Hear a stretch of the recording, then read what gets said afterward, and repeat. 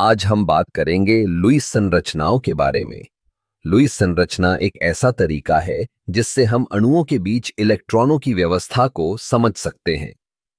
जब हम किसी अणु की लुईस संरचना बनाते हैं तो हम यह दिखाते हैं कि किस तरह से परमाणु एक दूसरे के साथ बंधते हैं और उनके बीच इलेक्ट्रॉन साझा होते हैं। चलो पहले एक साधारण उदाहरण लेते हैं। पानी का अणु H2O। इसमें एक ऑक्सीजन परमाणु और 2 हाइड्रोजन परमाणु होते हैं।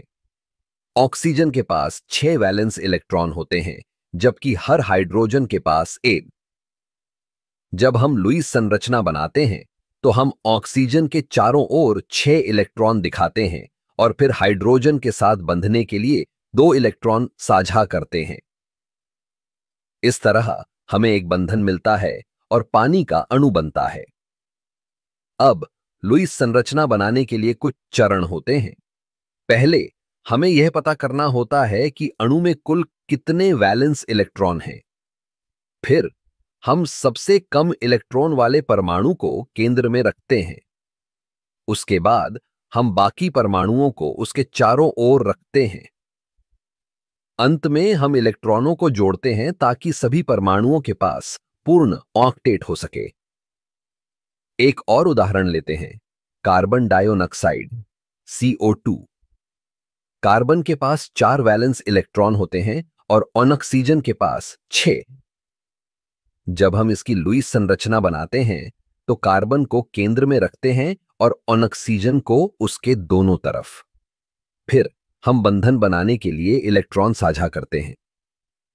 इस प्रक्रिया में कार्बन और ऑक्सीजन के बीच डबल बंधन बनता है, जिससे हमें CO2 की संरचना मिलती है।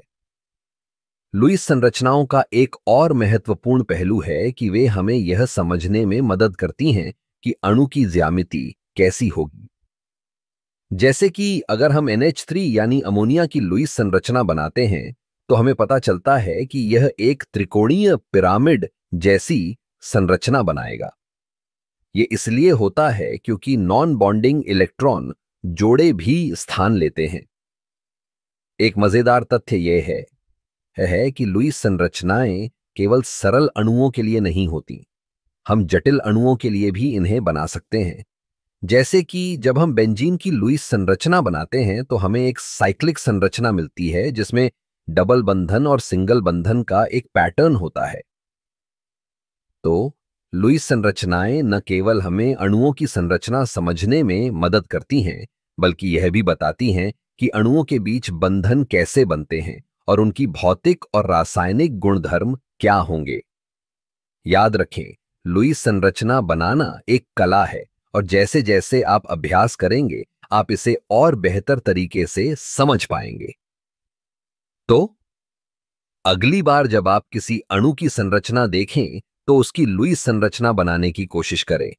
यह एक मजेदार और ज्ञानवर्धक अनुभव होगा।